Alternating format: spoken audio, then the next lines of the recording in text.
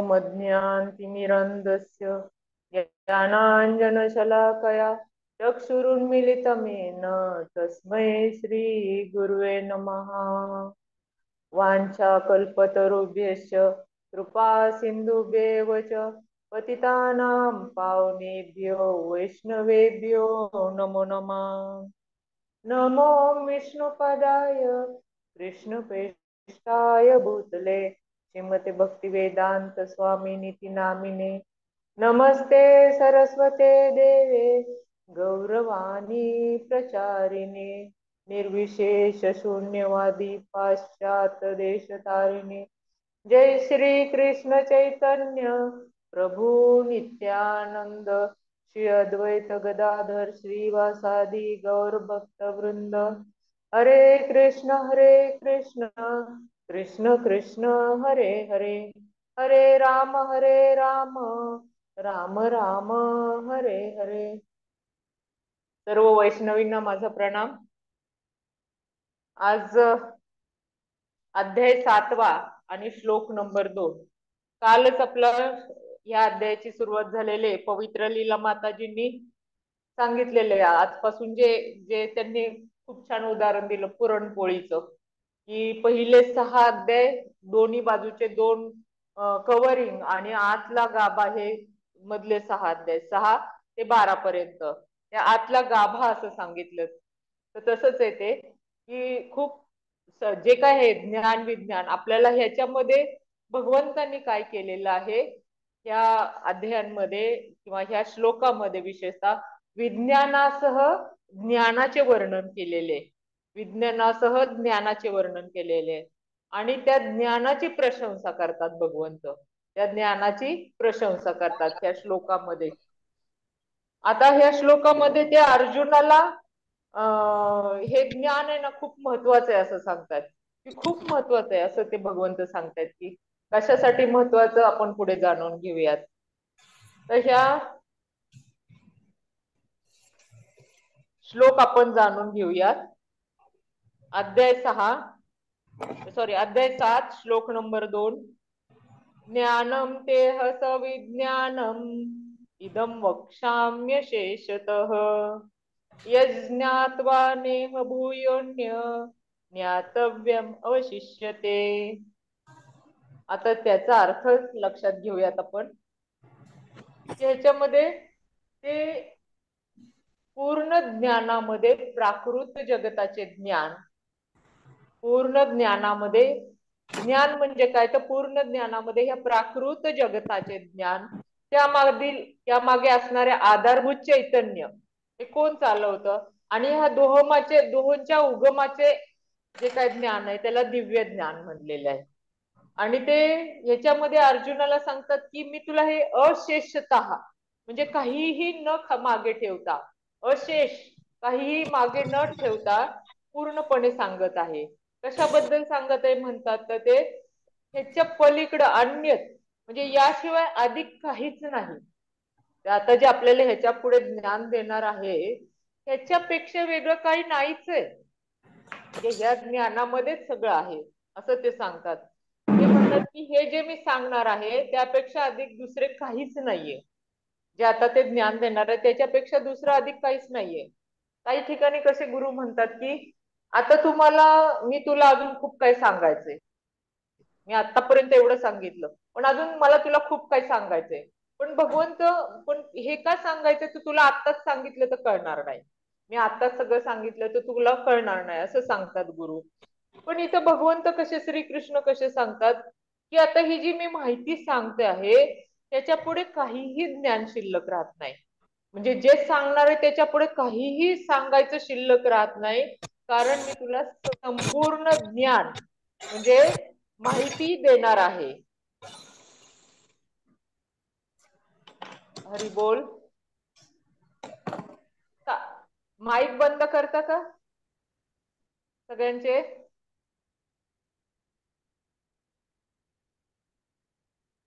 त्याच्या पुढे आहे ना हे जे संपूर्ण ज्ञान आहे त्याची मी माहिती देणार आहे। त्याच्यामुळं आपल्याला आता जे आपण पाहत आलो आतापर्यंत ते सगळं सगळ्याचा गाभा ह्याच्यामध्ये येणार आहे. ह्या 6 ते 12व्या अध्यायापर्यंत आपल्याला हे सगळं समजणार आहे. त्याच्यामुळे आता आपण ज्ञान म्हणजे काय, तर ज्ञान म्हणजे श्रीकृष्णाची एनर्जी, म्हणजे त्यांचं जे चेतन तत्व आहे, त्यांच्याकडून ब्रह्मांडामधून जे काही निर्मिती झालेली आहे, शक्ती आहे, त्याला ज्ञान म्हणलंय. आणि विज्ञान म्हणजे श्रीकृष्ण स्वतःबद्दल जे सांगणार आहेत, त्याला ज्ञान आणि विज्ञान असं म्हटलेलं आहे. म्हणजे ते ह्याच्यामध्ये पूर्ण ज्ञान म्हणजे हे भौतिक आणि आध्यात्मिक जगाचं माहिती देतात. तो कोण आहे ह्या भौतिक जगाचा करता धरता, तर ते पण सगळं सांगतायत. आता हे भौतिक जग म्हणजे काय, 1/4 भाग आहे. आध्यात्मिक जगाच्या 1/4 भाग हे भौतिक जग आहे. म्हणजे एक पाद विभूती असं म्हटलेले. आणि आध्यात्मिक जग हे 3/4 भागाने व्यापलेले. इतकं मोठं आहे. आपल्याला आपली पृथ्वी म्हणजेच खूप मोठी वाटते. पृथ्वी म्हणजे एवढूसा धुलीकण आहे, एवढ्या सगळ्या ब्रह्मांडामधला एवढूसा धुलीकण आहे. असे कित्येक ब्रह्मांड भगवंतांची आहेत. म्हणजे आपल्याला एक जे ब्रह्मांड माहित आहे, त्या ब्रह्मांडात पूर्ण माहिती पण नाहीये. पूर्ण ब्रह्मांड म्हणजे आपल्याला थोडंसच माहितीये की सूर्यापासून एवढे 9 ग्रह आहेत. मग पुढे ब्रह्मांड म्हणजे आपल्याला काय माहिती नाही. आणखी किती सूर्य आहेत, आणखी किती ग्रह आहेत, आणखी किती तारे आहेत, आपल्याला काहीच कल्पना नाही. असं हे भौतिक जग, आपल्याला माहिती असणारं भौतिक जग, आणि ह्या भौतिक जगाच्या आणखी 3/4 पट मोठं असणारं आध्यात्मिक जग एवढं आहे. त्या आध्यात्मिक जगाला त्रिपाद विभूती असं म्हटलेलं आहे. म्हणजे एवढं भगवंतांचं त्यांचं एवढं मोठं वैभव आहे, एवढी मोठी संपत्ती आहे. आणि हे जे ज्ञान आहे हे भौतिक आणि आध्यात्मिक असं जगाबद्दल जाणून घ्यायचं आहे. आणि त्याला म्हणूनच आपल्याला काय करायचंय की हे कोणाकडून जाणून घेतोय आपण, आज आपण कोणाकडून जाणून घेतोय, तर भगवान श्रीकृष्ण कालपासून आपल्याला त्यांनी काल काल पण पवित्र लीला माताजींनी सांगितलं की हे कोण सांगतंय, तर भगवंत सांगतायत. आता अर्जुनांनी न विचारताही यावेळेस ते सांगतायत की हे असं असं आहे वगैरे. म्हणजे कोण हे आपल्याला माहिती देऊ शकतं. एक तर भगवंतांचे जे खूप चांगले डिवोटी असतात ते सांगू शकतात, किंवा शुद्ध भक्त असतात ते सांगू शकतात, किंवा भगवंत. असे दोनच व्यक्ती, आपण कालच ऐकले की अशा दोन व्यक्तीच हे अधिकारवाणीनं आपल्याला ह्या सगळ्या गोष्टी सांगू शकतात.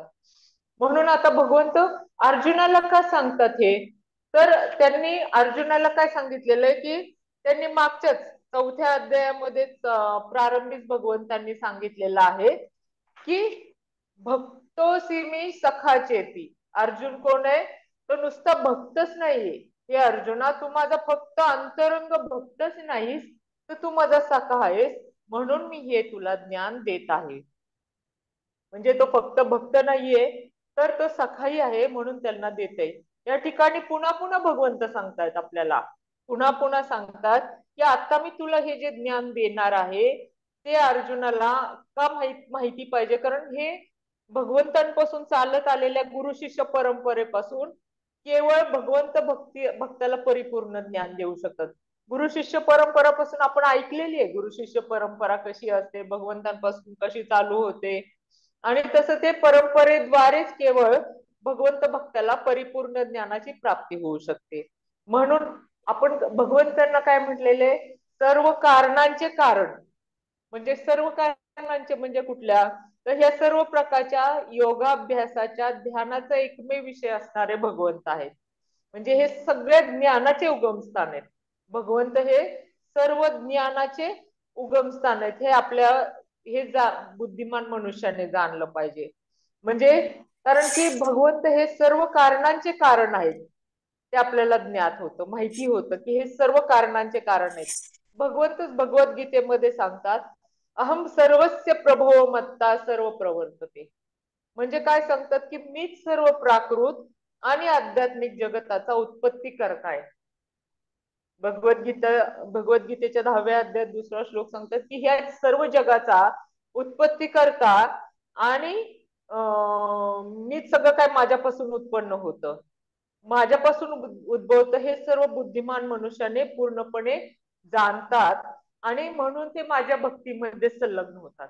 म्हणजे आपल्याला किती अधिकारी व्यक्ती हे विज्ञान आणि ज्ञान सांगणारे, हे लक्षात घ्या की आता हे पुढच्या सर्व अध्यायामध्ये ज्ञान आणि विज्ञान येते. ह्या श्लोकामध्ये हे ते भगवंत सांगतात ते आपण लक्षात घेतोय की कधी की जे अंतःकरणपूर्वक मला बसतात, म्हणजे खूप मनापासून जे माझी सेवा करतात, त्यांना म्हणजे कळतं की हे सर्व कारणांचे सर्वस्व प्रभो मत्ता, सर्वस्व प्रभो मत्ता म्हणजे ब्रह्मा विष्णू आणि शिवासह सर्वांची उत्पत्तीच माझ्यापासून होते असं भगवंत सांगतात. म्हणजे भगवंत कसे आहेत, आपण एक श्लोक पाहिलेला आहे, ओम पूर्णमदः पूर्णमिदं पूर्णात पूर्णमुदच्यते पूर्णस्य पूर्णमादाय, असं तो पूर्ण श्लोक आहे. म्हणजे भगवंत हे पूर्ण आहेत, ते परिपूर्ण असल्यामुळे त्यांच्यापासून निर्माण होणारे सर्व काही, जसे ह्या ह्या ह्या जगात सुद्धा पूर्ण आहे आणि संपूर्ण पासून निर्माण होणारे सुद्धा संपूर्णच असते. म्हणून भगवंत हे परिपूर्ण आणि संपूर्ण आपल्याला ज्ञान देण्यास योग्य आहेत, तर ते संपूर्ण आहेत, पूर्ण आहेत म्हणून. आणि आपल्याला कुठलं ज्ञान देता येते, तर वेद. वेद म्हणजे काय, ज्ञान आहे. आणि वैदिक ज्ञानाला शब्द प्रमाण म्हणजे श्रुती म्हणतात. आपण जे श्रुती स्मृती उपनिषद वगैरे म्हणतो त्या कालच त्यांनी पवित्र लीला माताजींनी खूप चांगलं श्रवण करण्यासाठी, म्हणजे श्रुती म्हणजे श्रवण केलेलं, श्रवण श्रुती आहे ना, तर ते भगवंतांच्याकडून आलेलं आहे, ते आपल्याला देतात. आपण त्यांच्याकडून हे श्रवण करायचं. आणि भगवंत म्हणतात मीच वेदांत सूत्रांचा संकलक आहे आणि वेदांचा ज्ञाताही मीच आहे. म्हणजे ही वेदांची निर्मिती ही माझ्या ज्ञाता म्हणजे मला माहित असणार, आणि ह्याचं संकलन पण मीच केलेलं आहे. इतकं भगवंत परिपूर्ण असल्यामुळे आपण त्यांच्याकडून हे सगळं ज्ञान घेतोय. ईशावास्यमिदम सर्व, म्हणजे ब्रह्मांडातील प्रत्येक जड आणि चेतन वस्तू ही भगवंतांच्या मालकीची आहे. आता आपण कोणाकडून ज्ञान घेतोय हे लक्षात घ्या, की त्या सर्व ब्रह्मांडच त्यांचं सर्व आहे, जड आणि चेतन वस्तूवर सुद्धा भगवंतांचीच मालकी आहे. असं म्हटलं जातंय की चैतन्य महाप्रभूंनी म्हणलंय, कृष्ण सूर्य सम माया है अंधकार, यहा कृष्ण तहा नाही माया राधिकार. म्हणजे कृष्ण हे सूर्य समान आहेत. आपल्याला थोडक्यात उदाहरण, सूर्याचं उदाहरण कळतं, अंधाराचं उदाहरण कळतं, म्हणून आपल्याला ते उदाहरण दिलेलं आहे.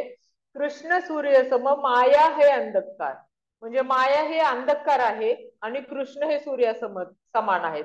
मग सूर्याच्या उपस्थितीत अंधकाराचं काही काम असतं का, प्रश्नच उद्भवत नाही. जिथं सूर्य असतो तिथं अंधकार नसतो, जिथं सूर्य आहे तिथे उजेड असणार, प्रकाश असणार, तिथे अंधकार बिलकुल राहणारच नाही. आणि हे कोणी श्रवण करायचंय, ते हे ज्यांचं, आपण कोण श्रवण करताय असं बघितलं इथं, का अर्जुन श्रवण करताय. अर्जुन कसं आहे की ते श्रद्धायुक्त त्यांनी, आणि गुरुनी सांगितलेले, शास्त्रामध्ये सांगितलेले, आणि आपली भगवंताप्रती भक्ती पाहिजे, अशा अशा लोकांनी हे श्रवण करतात. हे ज्ञान श्रवण करायचं म्हणजे त्याच्यासाठी श्रोता पण कसा पाहिजे, तद्विधी प्रणिपातेन परिप्रश्नेन सेवया, असा श्रोता पाहिजे. तर हे आपल्याला ज्ञान, आपल्यापर्यंत आलेलं ज्ञान आपल्याला कळेल, नाहीतर अन्यथा आपल्याला कळणार नाही.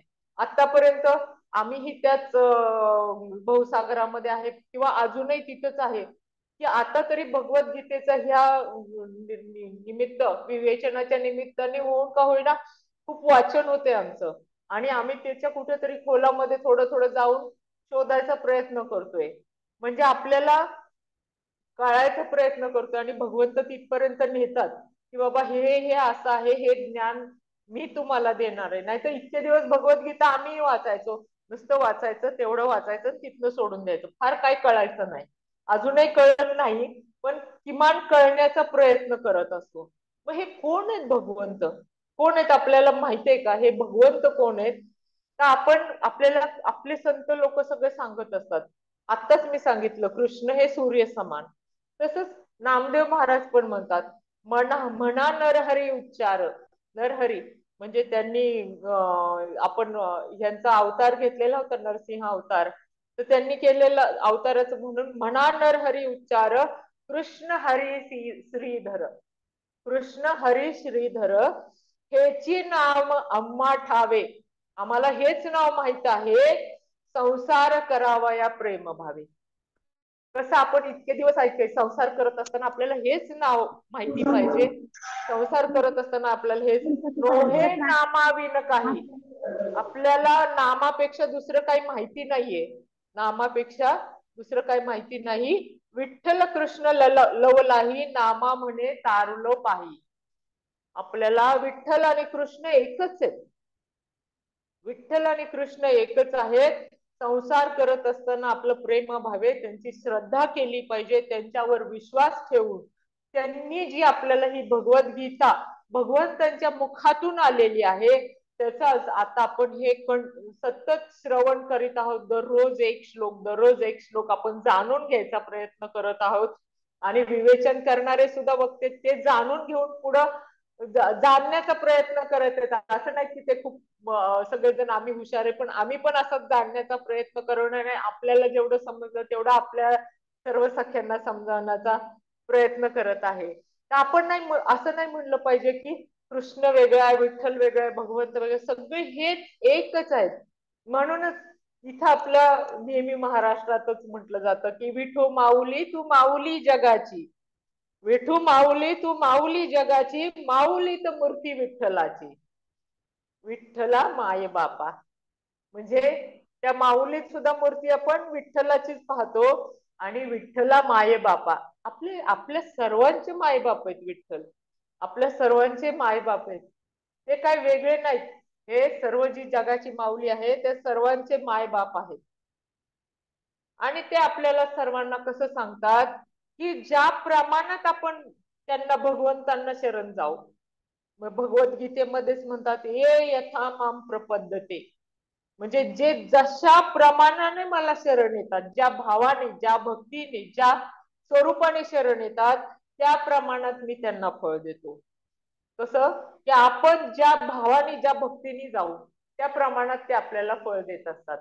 आपल्याला आपला जर समजा काही वेगळा भाव असेल तर त्याप्रमाणे आपल्याला देत असतात. पण म्हणून तर आपल्याला चैतन्य प्रभू पण सांगतात की ह्या नामामध्ये सुद्धा नामनाकारी बहुधा निज सर्व शक्तीस तत्र अर्पिता नियमिता स्मरणे न काला. केवळ तुमचे पवित्र नामच सर्व जीवांना सर्व प्रकारची कृपा प्रदान करू शकते. म्हणजे आपल्याला जे सतत नामस्मरण हरेर नाम हरेर नाम एव केवलम म्हणजे म्हटलेलं आहे ते का तर तुमच्या पवित्र नामातच. आता आपल्याला सगुण साकार परमेश्वर पाहणं फार अवघड आहे, कारण आपली तेवढी आपण मागच्या सर्व अध्यायांमध्ये पाहिली की त्याला अभ्यास किती लागतो. त्याला आपल्या भक्तीच जर श्रेष्ठता वाढवायचं असेल तर आपण निश्चितपणे सगुण साकार परमेश्वराला आहे त्या स्वरूपात पाहू शकतो.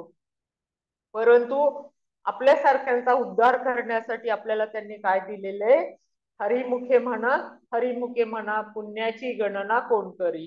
तसंच चैतन्य महाप्रभूंनी पण सांगितलेले नामनाकारी बहुधा निज सर्व शक्ती तत्र अर्पिता नियमिता स्मरणे न काला. केवळ तुमचे पवित्र नामच सर्व जीवांना सर्व प्रकारची कृपा प्रदान करू शकते. आणि कृष्ण गोविंद ही तुमची लक्षावधी नावे आहेत. तुमचं एकच नाहीये, लक्षावधी नाव आहेत. आपण बघतो कृष्ण, गोविंद, विठ्ठल, पांडुरंग, मुरारी, कितीतरी नाव आहे.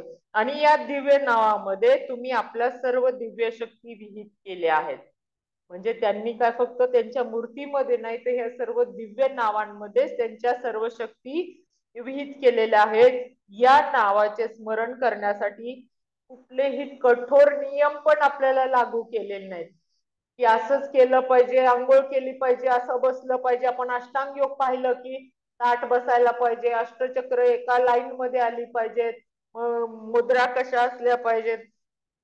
तसं नामस्मरणासाठी आपल्याला कुठलेही नियम सांगितलेले नाही. तर हे भगवंत आपल्या आपल्या अकारण कृपेमुळेच आम्हास आपली प्राप्ती करून घेण्यास पात्र बनवितात.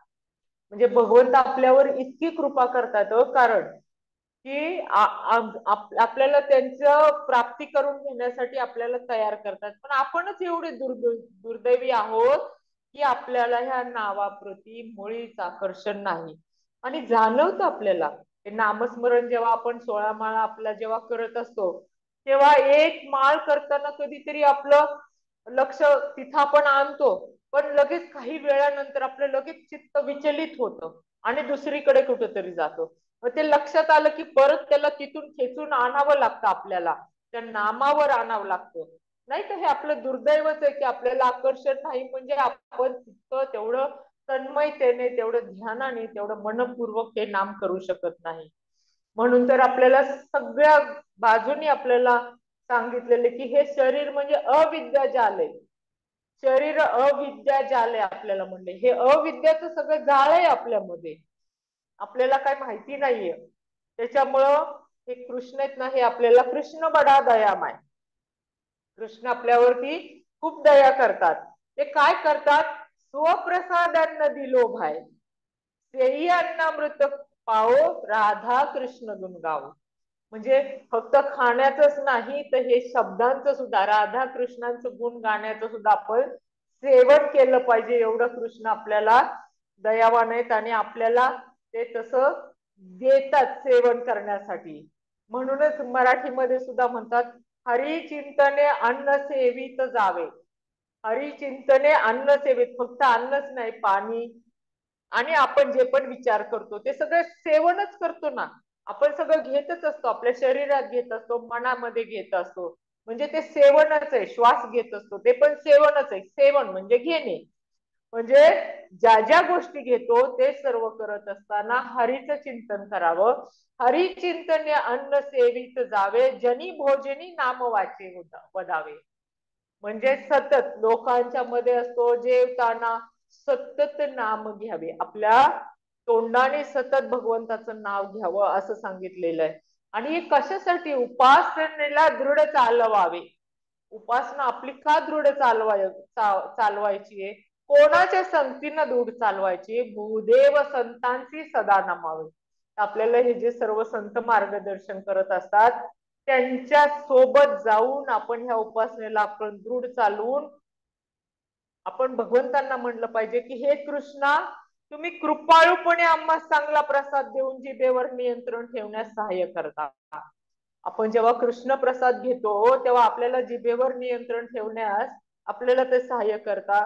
हे भगवंता, हे भौतिक जग हे अंधकारमय आहे. आपण अशी प्रार्थना केली पाहिजे की हे भौतिक जग हे अंधकारमय आहे आणि तिथं आपल्या इंद्रिय तृप्तीचे जाळे नेहमी आपल्याला मृत्यूकडे नेत आहे.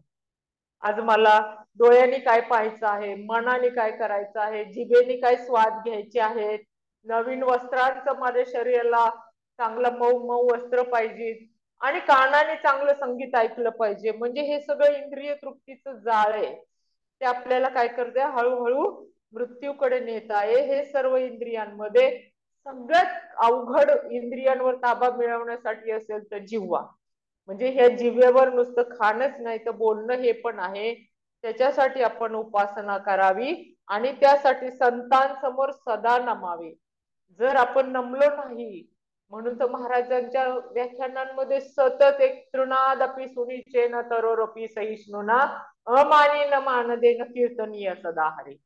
तृणादपि, तृणासारखं एवढं त्या लवाळ्यासारखं आपण एकदम नम्र असलं पाहिजे की किती मोठा पाण्याचा म्हणजे सगळं जरी गेलं तरी ते आपण लवाळ किती मोठं हे आलं, खूप मोठा पाऊस आला तरी ते लवाळ वाहून जात नाही, ते नम्र होतं जमिनीला.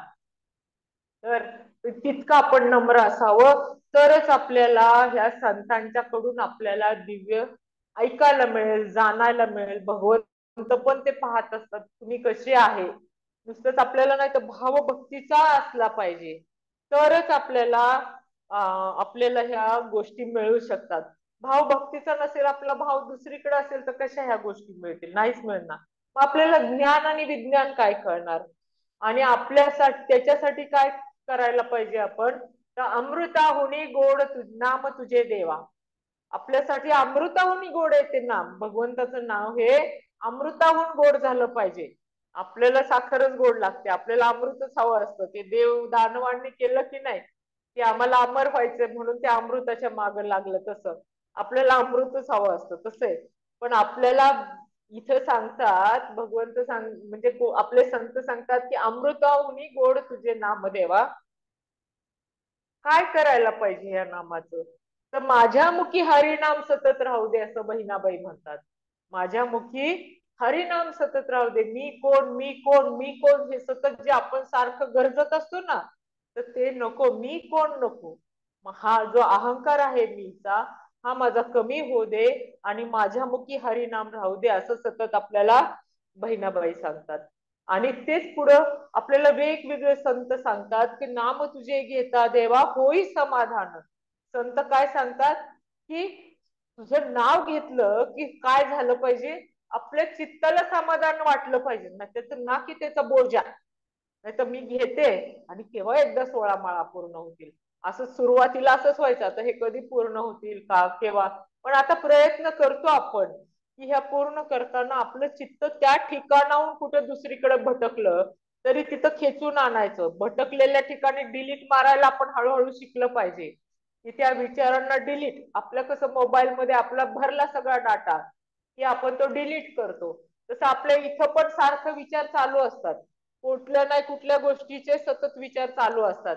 त्याच्यामुळे ते डिलीट मारता आले पाहिजेत आपल्याला. त्याच्यामुळे नाम तुझे घेता देवा होई समाधान, तुझ्या पदी लागो माझे तन मन ध्यान. ते नाम घेताना तुझ्या पदी म्हणजे तुझ्या पायी लागलं पाहिजे. काय तर माझं तन मन आणि ध्यान तुझ्या लागलं पाहिजे, तरच उपयोग आहे. का बरं? कारण तूच सूत्राधार, तू विश्वाचा. कोण आहे हे सगळं?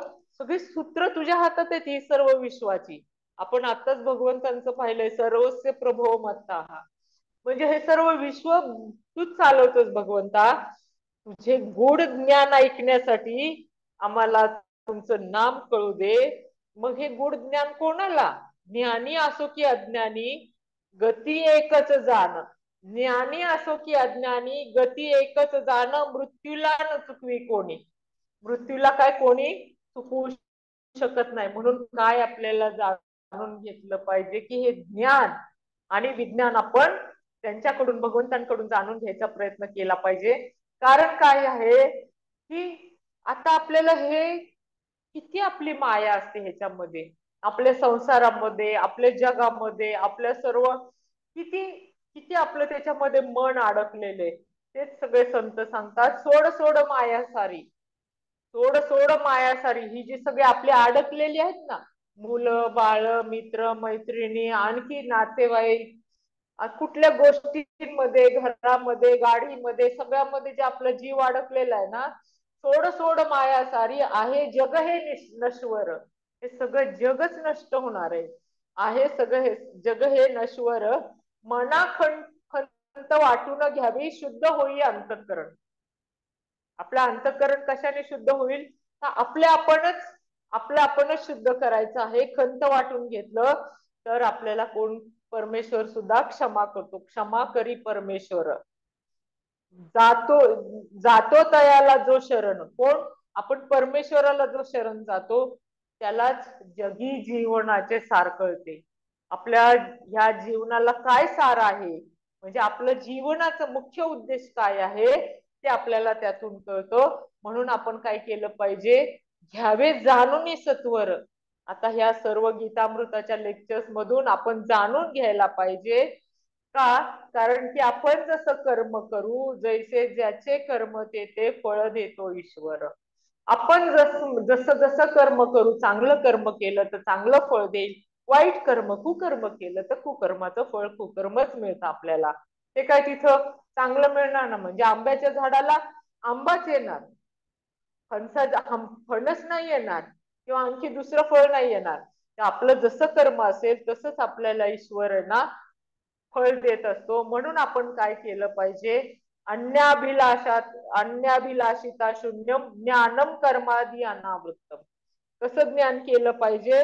तर शरणागत मनुष्याने अभिलाषेविना, कुठल्याही अभिलाषा मनात न धरता श्रीकृष्णांची सेवा केली पाहिजे.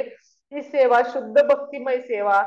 ही शरीर आणि मनाची कार्य ज्ञान व कर्माच्या पलीकडे स्थित असते. तिला शुद्ध भक्ती योग म्हणतात.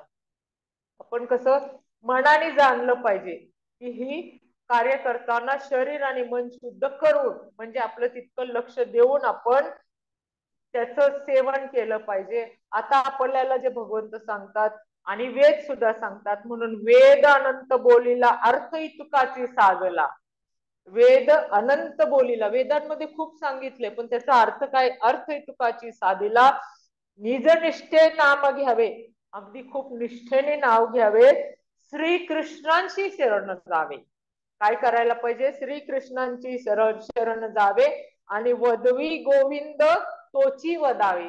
भगवंत जे आपल्या तोंडून उच्चारायला श्रीकृष्णाने एवढं शरण गेल्यावर भगवंतच आपल्या मुखातून बोलतील, तेच आपण बोलावं. म्हणजे आपल्या बोलण्यात सुद्धा आपल्याला निश्चितपणे फरक पडत जातो, हळूहळू फरक पडत जातो.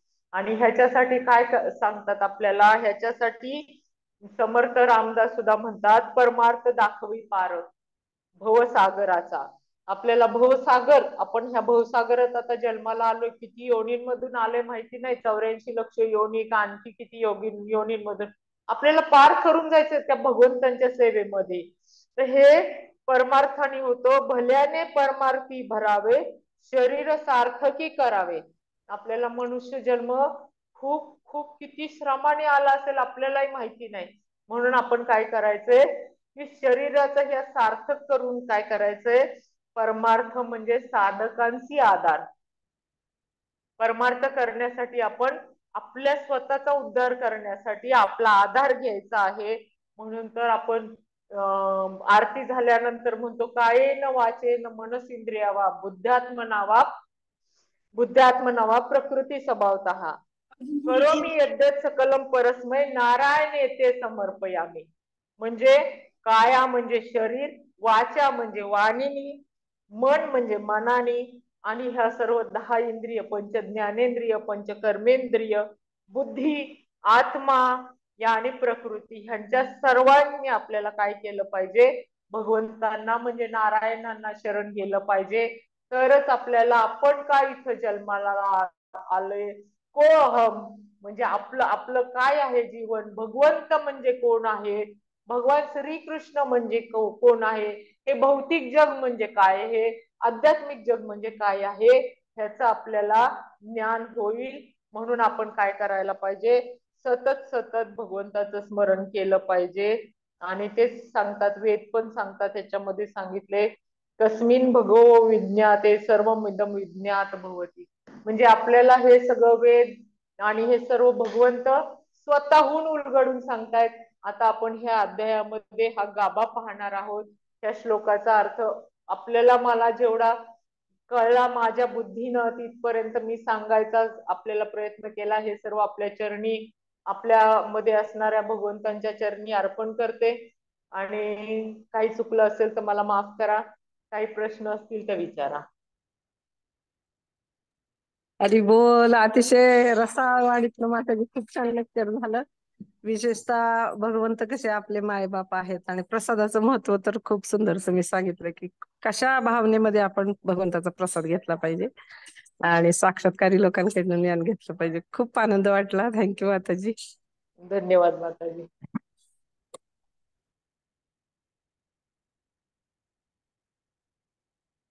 हा, नाहीच वाटतं कोणाला काय प्रश्न. त्याला बंद करायचं मग. चालेल माताजी, चालेल. हरी कोण आनंदगोपी माताजींकडे आहे का? बघायला लागेल, बघायला लागेल. तुम्ही आहात माताजी. आता मग कशात जायचं? मोर मध्ये जायचं का? एंड मीटिंग असं करायचं फक्त. हा, त्याच्यात मोर मध्ये जाऊ. नाही नाही, हे काहीतरी वेगळं जातंय.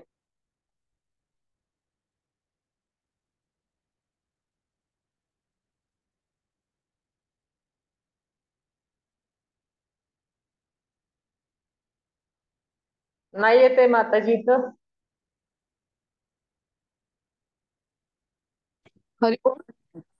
हा, आनंदगोपी माताजी सॉरी, थांबूयात. माझं जरा मी मध्येच लेफ्ट झाले होते. नाही नाही, ठीक आहे, थांबूयात. हा हा हा, चालेल चालेल. काही हा, उद्या प्रश्न? परत सर्वांनी जॉईन व्हा. आज संध्याकाळी खूप छान कार्यक्रम आहे आपल्या सर्वांसाठी. परवाच झालेल्या मुक्ताई लॉन्स मध्ये वैष्णवींसाठी सर्वांनी खूप मोठ्या संख्येने आपल्या मैत्रिणींना घेऊन तिथं उपस्थित राहा.